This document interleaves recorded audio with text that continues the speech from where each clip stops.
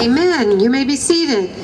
At this time, we have a special guest from the Open Door, someone also that partners with us, and that we have a heart to do the same things and help people with their core issues and just come alongside them. So Stacy Bessel is going to share a few moments with us.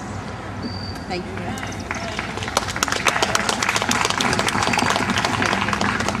I'm so glad this podium is here. I was afraid I was going to have to juggle papers and a microphone at the same time. So, Pastor Jackie, thank you so much for inviting us out. I was happy to accept the invitation. You can spit from here to my office, so for any of you that don't know where it is on the second floor of the Atrium building. It's right across the street. So, if you need us, come see us. We do a lot of work. I think probably we are best known for addiction counseling services, but what I do want to say first is that we do a lot of other things. I want to make sure that everybody knows what they are. We work in the schools, we work in the jails. I personally spend 2 days a week there. We work with folks who have concerns relating to codependency.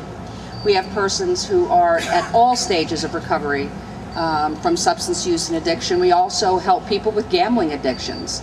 I am hopeful that in the near future we will bring counseling and 12-step support specific to folks with sex addictions, because we know that people don't typically suffer from just one addiction. It's typically multiple.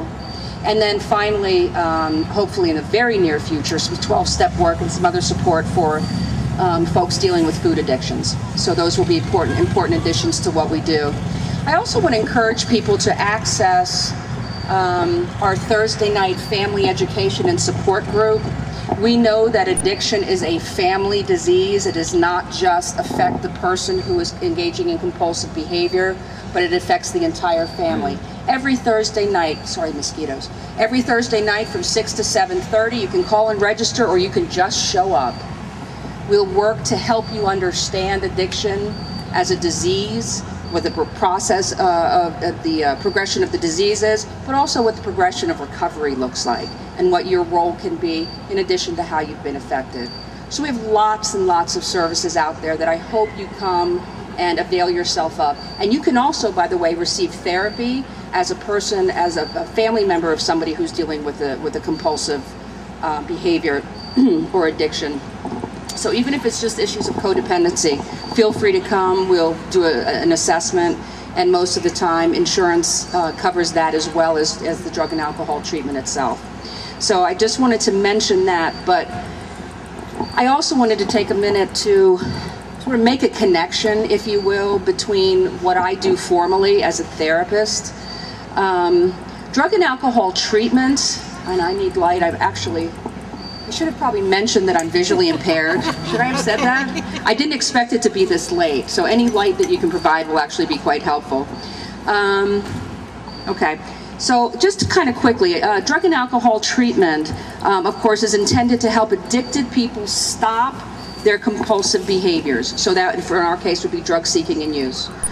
Treatment can occur in a lot of settings, take many forms, last for different lengths of time. Addiction is typically a chronic disorder and is marked by relapse. Short-term, one-time treatment doesn't work. Long-term, lifelong treatment is what works. And in order to treat someone effectively, in addition to what we do in terms of providing the actual therapy, we have to make sure that we help people pay attention to all the different important parts of their life and all of the different dimensions of wellness, emotional, environmental, financial, intellectual, and perhaps most importantly, spiritual. Okay? So although as therapists, we don't get to endorse any particular faith or set of beliefs, we always encourage people to seek spiritual wellness and to find support in a faith community. And I often direct people to Celebrate Recovery. And I was so glad a year ago when Pastor Jackie brought Celebrate Recovery to Franklin. I'm from Franklin, sorry, to Indiana. So thank you for doing that, and I do direct people here all the time. But the issue that I want people to understand is that that addiction takes away our ability to be spiritual.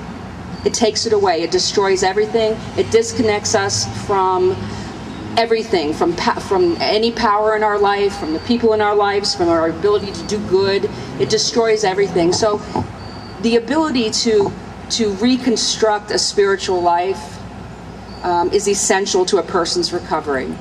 So it's not just the treatment, if you will, the therapy that occurs in our office, but it's the recovery that happens out here in the community, in this space, in all of the churches, in all of the faith communities, that really is what makes recovery possible. It's not just what happens there. So I want to thank you. I want to thank you for what you do.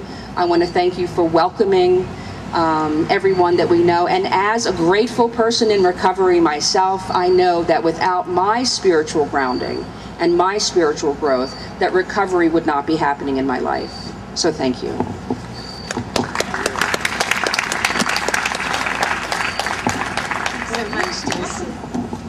Thank you, Stacy. It is important. We are a whole being, and there's a holistic approach to it, absolutely.